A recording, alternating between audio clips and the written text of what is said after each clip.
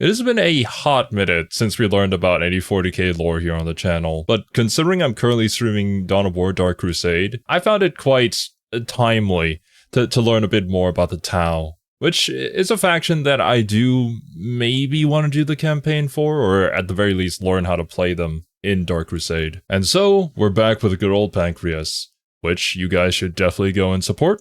Link to that is at the very top of the description, as always. In the grim darkness of the far future, life sucks. Technology is either not understood, feared, or both. Civil liberties are at their best, you get 2 corpse bars to eat instead of 1. And demons, ancient robotic zombies, and an all-consuming swarm of vor enthusiasts are all tearing the galaxy a new hole, and generally things just aren't great. But what if I told you there was a relatively bright spot in the galaxy, rather than everyone at all times suffering under the burden of a 10th? Well, I mean, about that.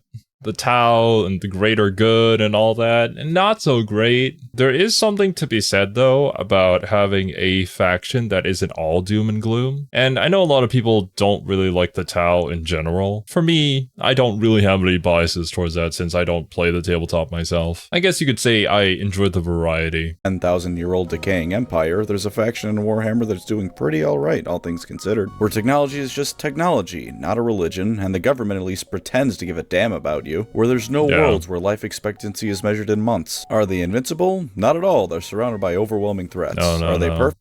They're also not very knowledgeable about how the galaxy works, because I recall a story where they sent some emissaries to the Dark Eldar who they had to ask for help at one point, and they got sent back in a horrific state.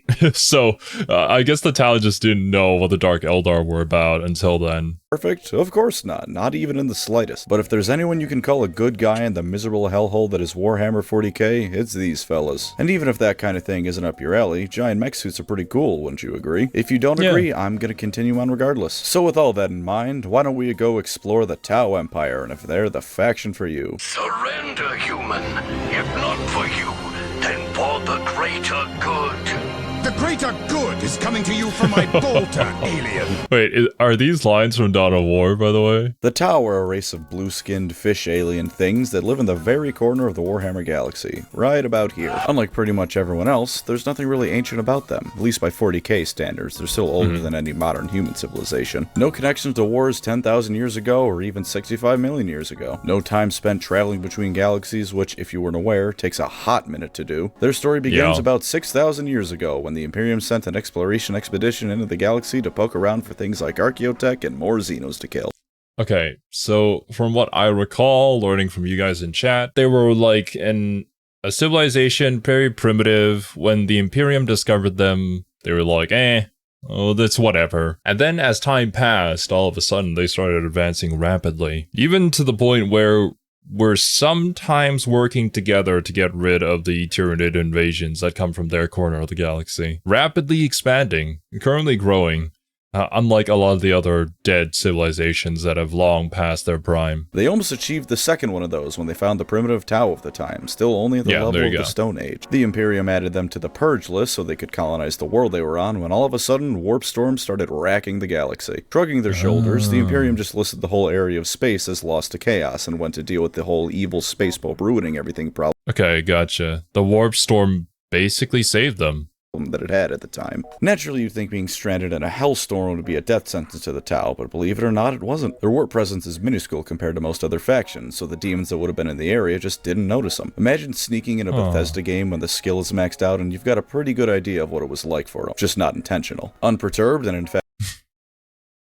Why is their warp presence much less than the other races? I guess it's more so a thing of certain creatures just have more warp presence than others. Humans, I would assume, especially the Psychers, are obviously much more in tune with the warp. But then I guess that also means the Tau don't have any Psychers and they can't use any magic, which is why they just have their own mechas and tech and just long-range weaponry. In fact, ignorant of what was going on around them, the Tau advanced through the tech tree, and at one point, roughly around the Bronze or Iron Age equivalent for us, they had divided themselves into 4 nations based on Avatar: The Last Airbender. There was water, earth, fire, and air, and none of them could beat the rest. And so it was total Warhammer 37k.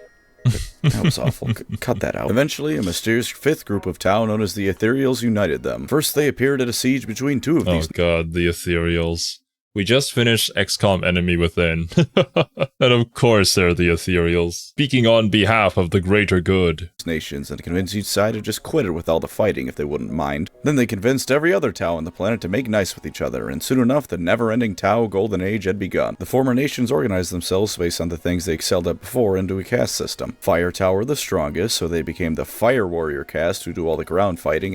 Hey, Warhammer 40k Fire Warrior. I should check out Mandalore's review on that game at some point. I know it's not a very good game, but at least we can have a few good laughs, and I can understand some of the references. And pilot the gunmen. The water caste do diplomacy, the air caste drop bombs on people from above, and the earth caste do all the boring technological development that no one cares about but needs to happen because it's a sci-fi setting. The Ethereals, naturally, are the leaders of the United Tau race because of course they put themselves at the top. In the span of a few thousand years, they went from a race of Stone Age barbarians to a star-spanning empire whose average level of tech is better than the Imperium's. And before you shit a brick, I said average level of tech, as in what Johnny Tau the Fire Warrior is likely to see day to day. I'll talk more about how it stacks up to other stuff later. Don't you worry, Mr. Imperium fan writing fast at me in the comments. Eventually, the warp storms blanketing their little corner of space cleared up. Everyone in the Imperium except for the Mechanicus lost all records of the Tau's existence before reality decided to give the Tau a handicap. And even then, the Cogboys still had no idea that the Tau were anything but Civ 5 barbarians. So when the Imperium went to check what was in this part of the galaxy, since they just kind of forgot, they found an expansionist alien empire poking around the galaxy and asking if anyone would like to join the greater good. Indeed, several alien races near the Tau were integrated into their empire to varying degrees, such as the Crude and Vespid. There's also the Demiurge. The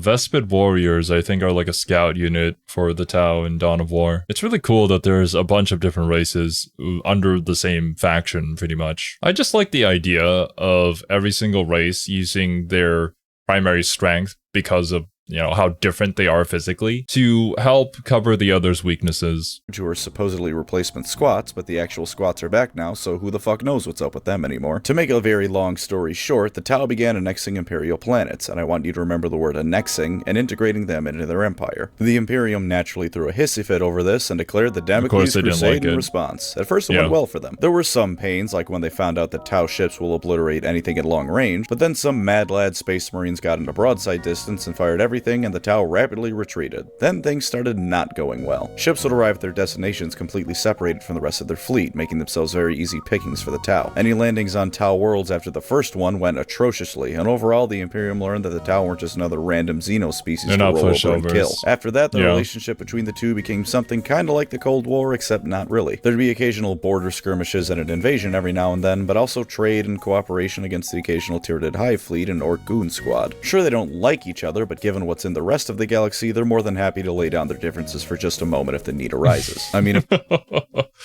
there are things far worse than the Tau out there, that's for sure. And I think generally speaking, while you do have to be careful with diplomacy when it comes to the Tau, at least they're willing to talk sometimes. Unlike certain other races where it's just not going to be something you can do. It's just not an option to talk to any Tyranids. And the orcs will not see any reason. And don't even get me started on chaos.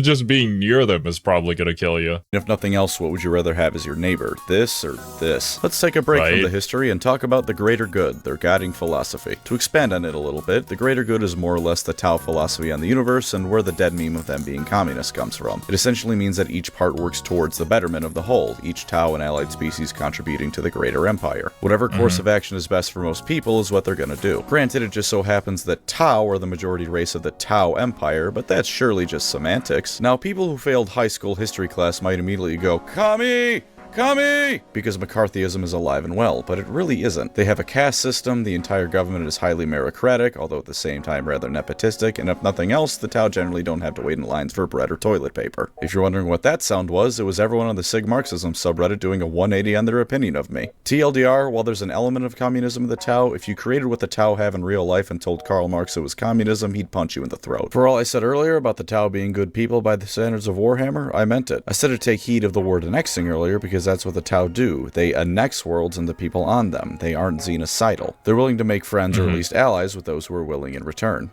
I think there are certain human planets too that are underneath the Tau Empire.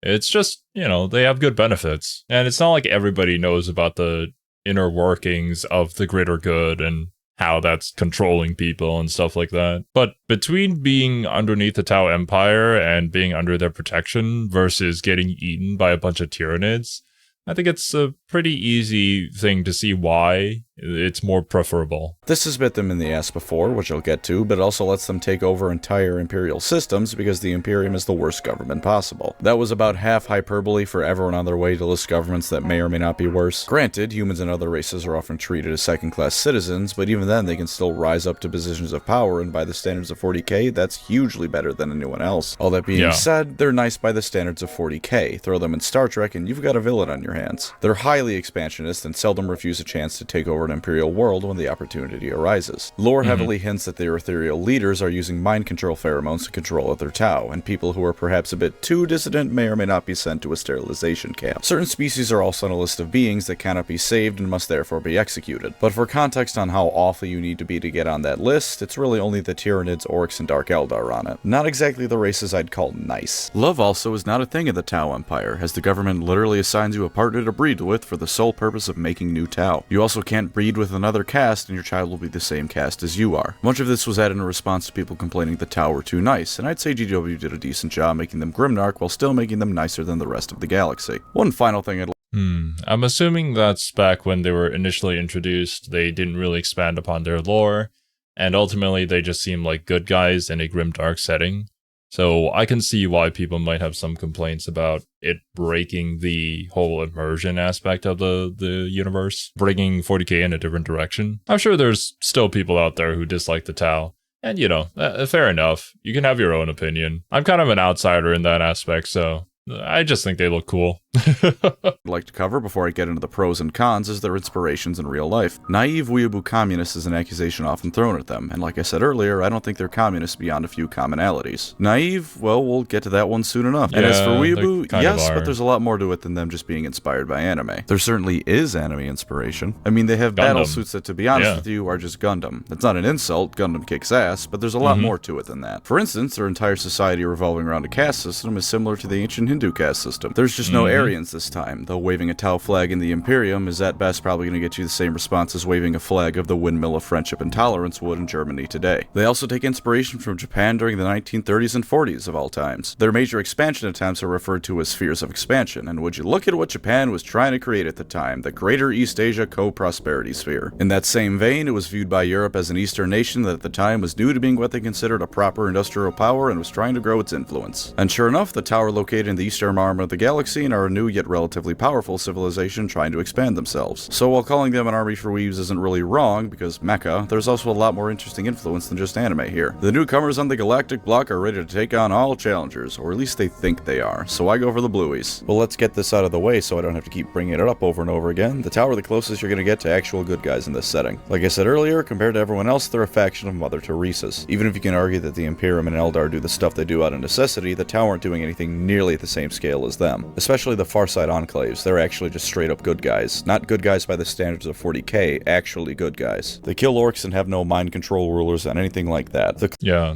I learned about the Farside Enclaves. I think it was from the comments. I'll have to take a look on the channel, but I don't think I've ever done a video on the Tau. From what I know of these guys, though, they're pretty cool. Oh, I remember now. I think it was during the TTS episode where we learned about Kin's girlfriend. The closest thing to evil they have is the titular Commander Farsight using a vampire sword, which is almost exclusively wielded against orcs. If anything, that's a goddamn civil service. Of course, by that same token, they also still do awful things, because this is still Warhammer 40k. I know I'm repeating myself between these 2 points, so I'll make this quick. Tau have re-education camps, use mind control, and still treat other races like second-class citizens. The whole point of me saying this again is that ultimately you can run the entire spectrum of morality with the Tau, which is a positive. Whether you want a more good or evil viewpoint on them, they can accommodate you. Time to say something new now. The Tau, unlike pretty much every other faction in the game, represent progress. They aren't a dying feudal empire in space like the Imperium, and they aren't damned to eternal torment upon death like the Eldar. And of course, they aren't a shadow of their former selves like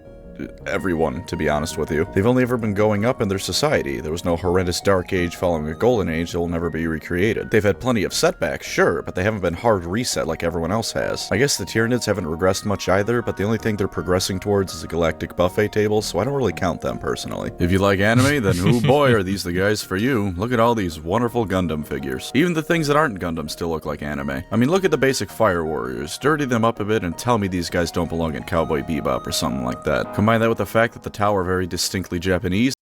I apologize. I've never actually seen Cowboy Bebop. There's so many classic shows out there that I have yet to see. And I dare call myself the legit Weebs? Oh, I mean, my name is Zero and the group name is the legit Weebs, but still, there's plenty of people out there in the comments still referring to me as legit Weeb. In spite of the other historical inspirations, and you have a Weeb's wet dream. It makes sense after all. One reason they were developed was to cash in on the Japanese market. But to avoid rooting this video with too much of my Weeb crap, if you like Weeb crap, you'll like the Tau. And even if you don't like anime, it's not hard to imagine the Tau battlesuits as Titans from Titanfall. There's also the Ghost from Halo for some reason. I mean, ghosts are fun to drive, I guess, so why not put it in the ranks? Bit of a tangent, but if you're a fan of playing the long game, you'll probably like the Tau. Because history runs in cycles, and as much as people don't want to admit it, the Tau are poised to become the next major superpowers in many ways. They haven't regressed really in any way, shape, or form, they're only ever expanding, and their neighbors are dying empires. Now I'm going to address their relative strength later, but consider ancient— I mean, it makes sense on paper that they're ready to take over the galaxy, but I still think the Necrons are eventually going to take it, if the Tyranids don't get us all first. Because, like, some of the stuff the Necrons have, it's just waiting to be woken up. That's gonna destroy people. That's maybe gonna destroy everything. And the Tyranids, they'll never stop. Humanity in 40k really quickly. It had to contend with countless xenospecies, the subtle influence of chaos, and the colossal Eldar Empire of the time, and it still managed to become the galaxy-wide imperium we know and love. The Tau similarly have to contend with a whole variety of incredibly strong enemies, but none of them are able to take the Tau out without weakening themselves on other fronts. And the Tau are both clever and strong enough to slowly expand at the perfect time to maximize gain and minimize loss. Well, I don't know— Well, they're kind of in the okay position of everybody already is in this sort of deadlock. So any wars that they fight are usually going to be against a particular faction, and there's plenty of other factions that can contend with them or assist the Tau. Know if their galactic primacy would last very long when they finally achieve it, given that things like the Orcs and Tyranids exist, or to be honest with you, how such a thing would come about. The Tau are in many ways poised to take over when the Imperium finally cracks. Perhaps they won't be the last man standing, but for a decent bit of time I could see them being the dominant power. At least if Warhammer didn't run on plot armor and the Imperium shattered like it should have long ago, this would be the case. But a man can dream, and so can the Tau. And while this aspect of the Tau has unfortunately been downplayed more and more, the Tau are currently the closest thing to a federation that 40k has to offer. There's the Kroot, the Vespid, and the unfortunately underrepresented Demiurge as the major Tau-allied species. And while there's no official tabletop model, there are millions of humans happy to fight for the Tau and serve its government. While yes, the Imperium also has client xenostates within itself, they aren't given nearly the same level of representation as they would get amongst the Tau. So if you like playing a xenophile empire in Stellaris, here's the army for you. Finally, the Tau are for— I don't know if this is a good comparison, but the Tau seem somewhat similar to what the Star League was in Battletech. Actually, that reminds me, I should do part 2 of the American Civil War. But I mean, the mecha suits and the whole form of governance just— it reminds me of it. Granted, if the leaders at the time had mind control techniques, then the Civil War probably wouldn't have happened, but we're working in different universes here. Variety of reasons, immune to being destroyed despite their small size. Militarily speaking, despite being possibly the smallest faction, they punch well above their weight class. Even Caiaphas Cain says if there's one thing that the Tau know how to do, it's put on a good war. He may be a coward, but he knows when someone is good at fighting. How else do you think he knows to run away from them? Because of this, no other faction can destroy them because such a thing would require committing more resources than they can spare. Massive Imperial Crusade coming? Hope the Emperor doesn't mind losing half his territory to Orcs and Chaos while it goes on. Chaotic incursion? Sure, that'll suck. It'll suck for the god invading when the other 3 pounce on them for being distracted. Some of this is plot armor, I admit, but let me ask you a question. If the Imperium can regularly destroy Orc Waz with more orcs in them than a hive world has people, Marnius Caligar can destroy an Avatar of Cain in 1v1 combat, and Chaos Demons and Imperial Saints can resurrect themselves forever, why don't the Tau deserve the plot armor of not being instantly wiped? Doesn't seem like too much of an ask, truth be told. You can say it's unrealistic, sure, but people fight space battles like it's 17th century naval combat in this setting. The concept of realism in Warhammer 40k aren't exactly on speaking terms. It's always about the rule of cool, and I think that's fine. We can only pray that an end time scenario will never happen to 40k. One last final thing, the Tau were quite intelligent. Now I'm sure many people bring up the bit in Old War where the Eldar were uplifting them but abandoned the project because they were uncreative and had difficulty developing on their own. The Tau, that is. That's a fair point, but remember it was the Eldar saying that. Because the Tau have a very minor warp presence, the Eldar's version of uncreative may damn well have just been they can't do space magic, therefore who cares about these chumps. They went from Stone Age tech to Star Wars in 6,000 years. In our own history, we went from the Stone Age to ancient Egypt in roughly that time span. That's impressive whether or not they did that by themselves, let alone the fact they're able to understand and replicate all of it. They were able to analyze the Codex Astartes to predict space marine battle actions. They were able to constantly adapt to Tyranid fighting organisms so the hive mind in turn couldn't adapt to them. Say what you want about these bits of lore and whether or not they're total BS, but at the end of the day, the Tau clearly have some spark of genius buried inside of them. How about some tabletop positives? The Tau are all about range. If you like playing a sci-fi army that actually acts like a science fiction army instead of medieval knights with power armor, then you want the Tau, plain and simple. In the lore, they fight... That's actually a pretty good point, yeah. 40k sci-fi is very different from your usual sci-fi.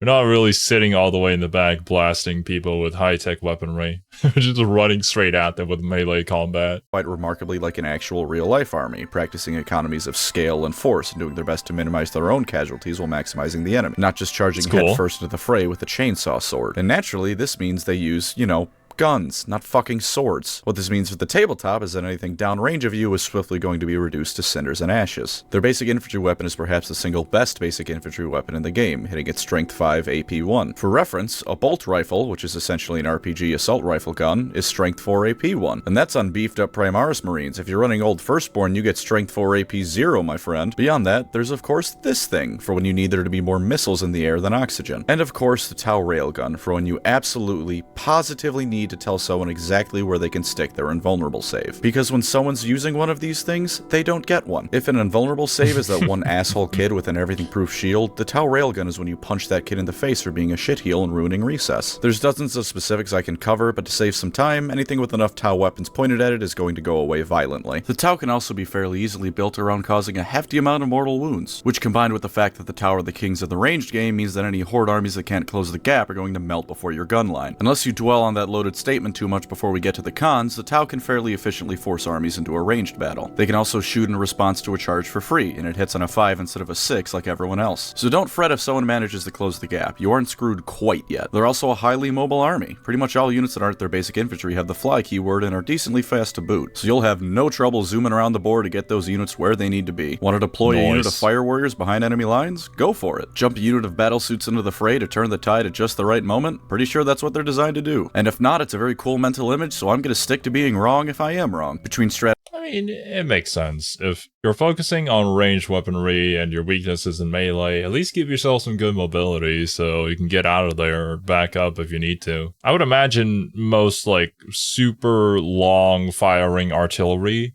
would be less mobile, and the Tau probably have something like that too. Stratagems and just their plain old stat lines, their vehicles are also pretty tanky too. Sure, not Forces of Nurgle tanky, but that's hardly a complaint. And this extends to character units too, because drones. Drones can do all kinds of screwy things. They can help the Tau infantry be more accurate or hit a bit harder. They also have their own little pulse carbines, so they can do decently in battle as well. No worse than a fire warrior anyway. But most importantly, you can put them in front of a character and they can take a wound for them. This can take your standard Tau special little dude from 3 or 4 wounds to functionally having 12.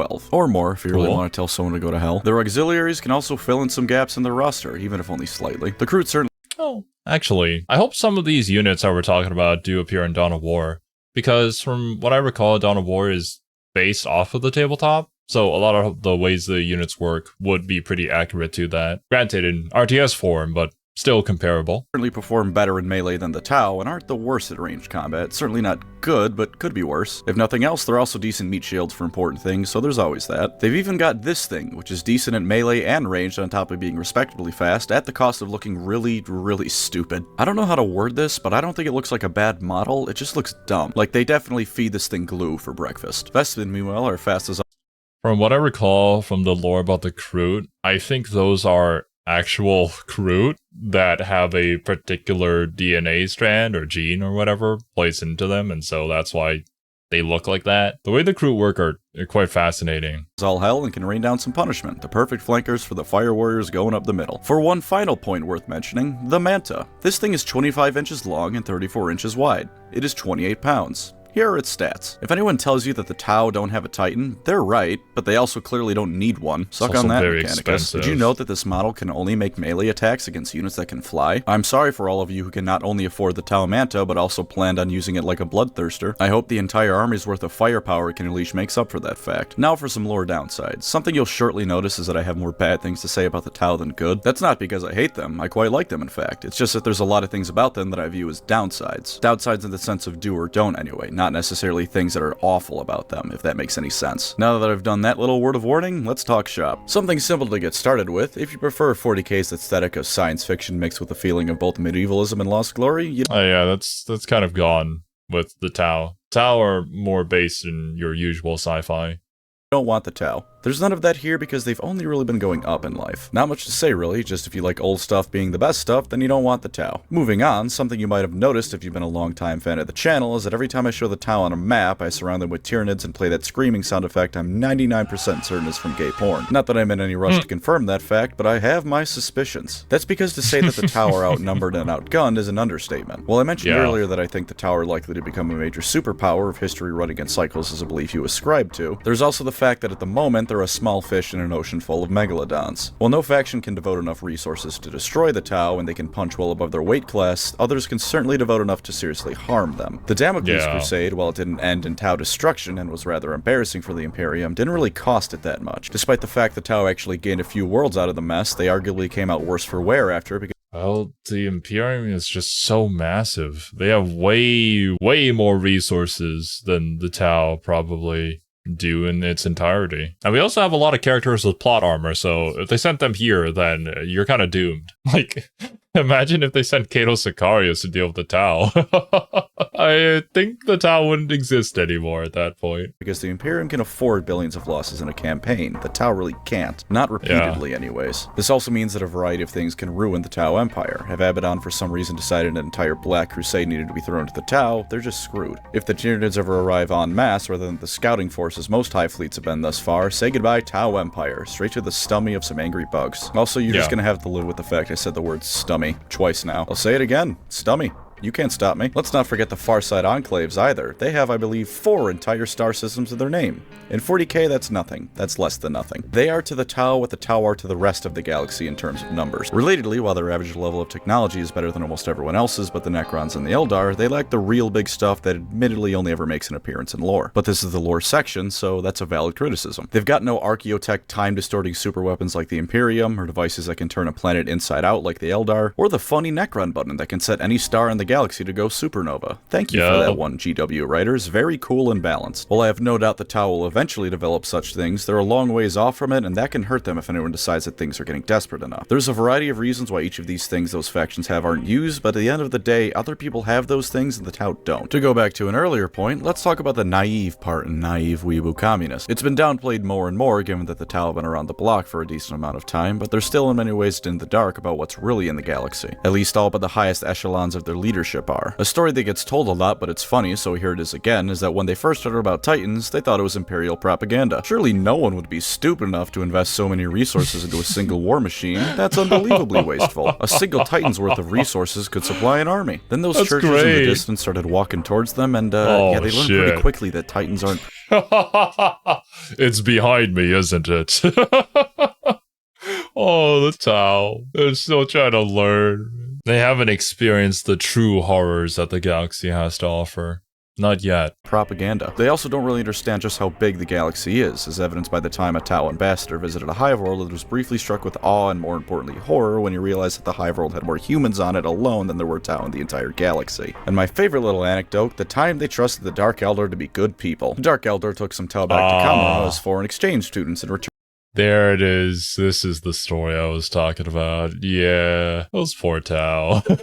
they had no idea, man. For helping the Tau against some Tyranids, then deployed those Tau as monsters that would make a Skaven proud on the field of battle. When the Tau saw what their brothers and sisters had become, they went to fire on the Dark Eldar. The Dark Eldar laughed and flipped them the bird before running away and kidnapping an entire planet's worth of Tau. I know they didn't meet them before and didn't know just how awful the Deldar are, but I mean, Look at them. Who trusts someone who Right? looks like this? I know they say don't judge a book by its cover, but when it's covered in spikes and flayed skulls, maybe just this once it's okay to do that. Anyways, point is to the tower in the dark about just how awful the galaxy is and just how far out of their league they are a lot of the time. Lastly for lore, or at least lastly until I think of something else and then say lastly twice because I'm too lazy to go back and redo the script, see also a few minutes ago in this very video, is something that funnily enough applies both to the lore and tabletop, so here's the segue to the tabletop cons. They fight like a modern army, which makes them stand out and lends them a sense of realism. Realism is not something that generally survives first contact with 40k, so while realistically they shouldn't be losing when some goober charges them across an open field with a sword, this isn't real life, it's 40k. So yeah. It's a goober with plot armor, okay? He's not wearing a helmet either, so you know he's important. He's just gonna wreck you guys. And for whatever reason, all of your ammo is just not doing anything to him. It's probably because the Emperor protects him. Yeah, they get chopped into bits a lot because people in this setting don't recognize projectiles as a real threat. Speaking of getting chopped to bits, you're probably already well aware that the Tau aren't the kind of army you want in a melee fight, like at all. They perform about as well as guardsmen, which is to say very poorly. Problem there is that guardsmen are designed to die so other things can do their job well. Fire warriors aren't. Really the only Tau model that can do melee within the level of true proficiency is Commander Farsight with his vampire sword thing. While their unparalleled range game means that they have a decent shot of cutting people down before they close the gap, anything that does manage to get close is going to ruin your day. And while I wouldn't want to get punched by a battle mech that's as tall as my house, that doesn't mean that's what it's designed to do. Any dedicated melee army getting to choppy range is a death sentence for you, so heads up on that. The range game is also pretty heavily reliant on marker. I wonder if there's dedicated Necron melee armies. I guess if you just get like a bunch of flayed ones, but I don't know how effective that would be. But, well, there are other Necron units as well, like the Scorpion thing with a lot of different types of bodies too. So maybe it could work. I don't know. I just think the Necron are cool. Still here eagerly awaiting Mechanicus too. Lights. To sum it up, imagine a laser sight pointed at someone, except when you hit them with it, it stays on them. Using marker lights well allows the Tau to hit shots that otherwise they likely wouldn't, and turns their already impressive range game into something that's damn near unbeatable. Problem is, if you can't land a marker light shot for one reason or another, the Tau don't shoot any better than a guardsman. If your sources of marker lights are destroyed or you're just unlucky with rolls, you can have a perfect plan and it might not matter because you hit only half the time and Cornet Berserkers don't really care about things like bullets. Their steady diet of glue and crayons makes them immune, you see. Critical use of your marker lights is key, and while using them as a distraction is a valid tactic, you need to be careful with that before your well thought out trap turns into just shooting yourself in the foot. I mentioned earlier how a lot of the units have the fly keyword, which is a major buff to their mobility. Their predictable downside is that anti-aircraft fire is going to send a lot of these units plummeting to the ground like Black Hawk down in space. Yeah. You don't need to know what each enemy unit can do as well as what your own army can do with the Tau. While it isn't like the Eldar, where a certain unit is only really good in a certain situation, for the Tau it's more along the lines of knowing what units can get through and what's going to shred them like paper. Your Batasuits jumping in to save the day isn't going to happen when Jerry the Guardsman kicks back at his AA gun and blows them all out of the sky because you thought that having 4 wounds made you a god among men. Their auxiliaries are also pretty meh in the grand scheme. Bro, imagine. You have the perfect plan, the perfect scenario set up, the perfect ambush, you're ready to go, and then you're playing against greenskins who roll double 6s or something like that. You're kind of just... it's over.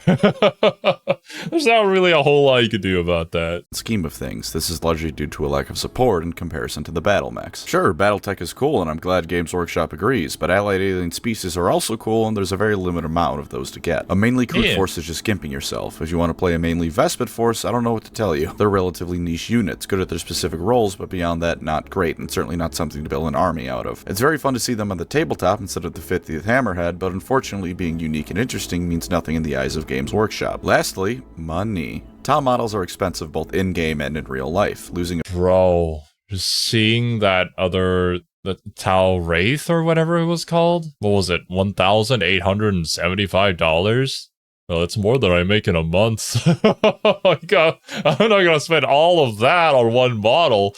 Jesus! Granted, that's probably a pretty niche model, but I think the Tau in general are just way more expensive than everybody else. A big unit can be crippling. Not to nearly the same extent as the Imperial Knights or Custodes, but enough to where throwing battlesuits at a problem until it goes away isn't really a viable tactic. In terms of real-life money, take a look at the Storm Surge. Look at that! Isn't that just so cool? Turns out they didn't just copy mecha in general, they copied the price of importing the goddamn things from Japan. So get ready to shell out some fun bucks if you want to collect the Tau. And that's the basics of the Tau done and done. Hope you enjoyed the video, and remember, No, that's it. Just remember. Thank you, of course, to my wonderful channel members. You were the pulse rifle to my fire warrior, something steadfast and reliable to get me through the days ahead. If you'd like to support the channel, feel free to subscribe or become a member. Either way, thank you for watching and take care out there.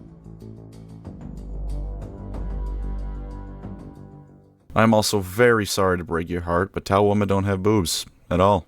Sorry, Chief. They're not mammals. All of that fan art is at best Imperial propaganda. Is what I would tell you if I was a goddamn fool. Big titty fish mommy do good over the galaxy in endless space and Warhammer 40k. Let's go!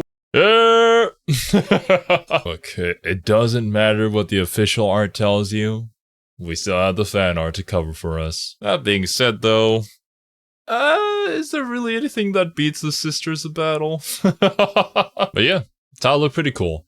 Honestly, I can't wait to learn how to play them efficiently in Dawn of War. And by the way, if you guys haven't played it, I mean, I'm sure most of you guys who are 40k fans have played the game before, but if you haven't for whatever reason, please do. Dark Crusade is just so good, man. I love all the changes that they made to it. But yeah, dudes, that's gonna be it from me. Thank you guys so much for watching. Hope you all enjoyed, and I'll catch you in the next one.